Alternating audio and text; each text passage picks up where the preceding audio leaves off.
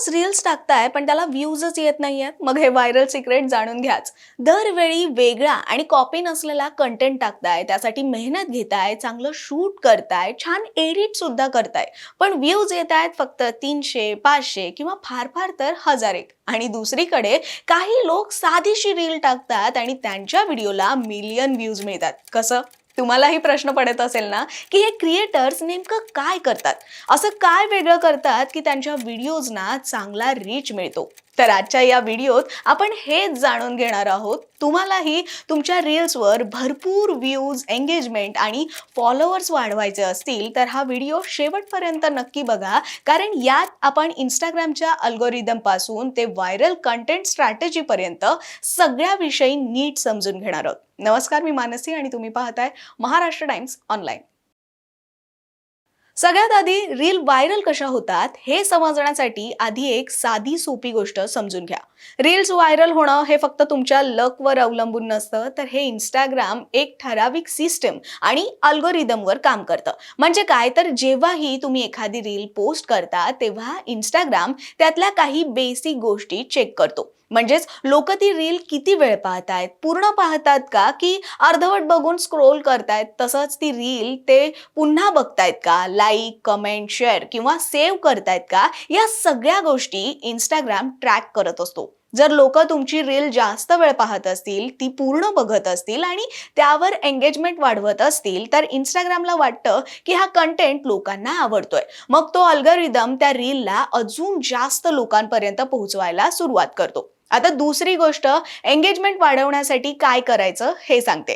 सोपं आहे. स्वतःचं निरीक्षण करा, म्हणजे तुमच्याच लक्षात येईल. म्हणजे जसं तुम्ही रील्स पाहताना सर्वच पाहत नाही, पण अशी एखादी रील असते तिथे मात्र तुम्ही हमखास ती रील पूर्ण पाहताच. मग हेच लक्षात ठेवा. मित्रांनो, व्हिडिओच्या ओपनिंगचे म्हणजे पहिले 3 सेकंद फारच इम्पॉर्टंट असतात. या 3 सेकंदातच सगळं ठरतं. व्हिडिओची सुरुवात जर बोरिंग असेल तर लोक लगेच स्वाईप करून पुढे जातात आणि परिणामी तुमच्या व्हिडिओजना रीच कमी होतो. म्हणून सुरुवातच नेहमी स्ट्रॉंग असायला हवी.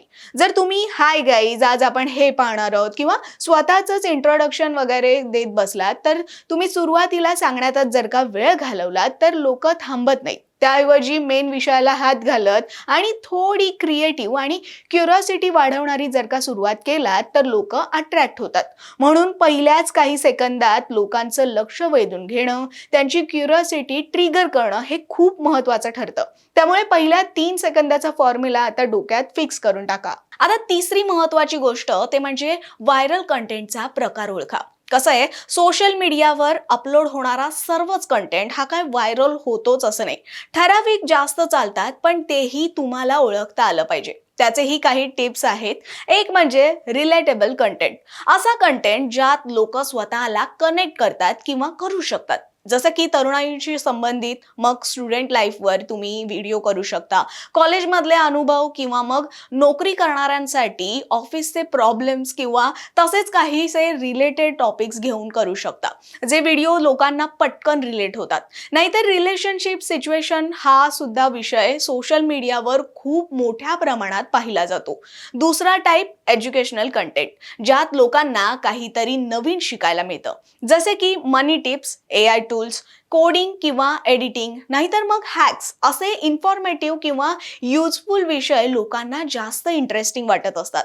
लोकांच्या रोजच्या वापरातला विषय असेल तर त्यांना तो आवडतो आणि असा कंटेंट तुमचे फॉलोअर सुद्धा वाढवतो आणि व्ह्यूज सुद्धा. तिसरा टाईप म्हणजे इमोशनल कंटेंट, म्हणजे लोकांना फील झालं पाहिजे. अशा टाईपच्या कंटेंटमधून लोकांना हसू येतं, मोटिवेशन मिळतं किंवा एखादा इमोशनल कनेक्शन सुद्धा तयार होतो. हे तर तुम्हीही मान्य कराल. म्हणजे तुम्हीही पाहिलं असेलच की असा कंटेंट तर सोशल मीडियावर जास्तीत जास्त शेअर केला जातो आणि अशा प्रकारच्या व्हिडिओजना रिस्पॉन्सही चांगला मिळतो. तर चौथा टाईप म्हणजे ट्रेंड बेस्ड कंटेंट. या प्रकारात ट्रेंडिंग ऑडिओ, व्हायरल मीम्स किंवा सध्या चालू असलेला एखादा फॉर्मॅट वापरला जातो. सोशल मीडियावर जे ट्रेंडिंग असतं त्याकडे लोकांचं लक्ष हे पटकन जातं. त्यामुळे योग्य ट्रेंड योग्य वेळी वापरला तर रीलचा रीच आणि एंगेजमेंट वाढण्याची शक्यता सुद्धा खूप जास्त असते. फक्त तुम्हाला तो ट्रेंड ओळखता आला पाहिजे. आणि हो, जेवढं लवकर तुम्ही हे कराल तितका फायदा होऊ शकतो, कारण लोक त्या ट्रेंडला सुद्धा कंटाळू शकतात. म्हणून वेळीच कंटेंट अपलोड होणं सुद्धा इम्पॉर्टंट असतं. फक्त कॉपी कंटेंट नको. म्हणजे तुमचा आणि इतर क्रिएटर्सचा टॉपिक जरी सारखा असला तरी त्यात तुमचा युनिकनेस दिसायला हवा. आता ट्रेंडिंग ऑडिओ बद्दल आणखी एक टिप देते.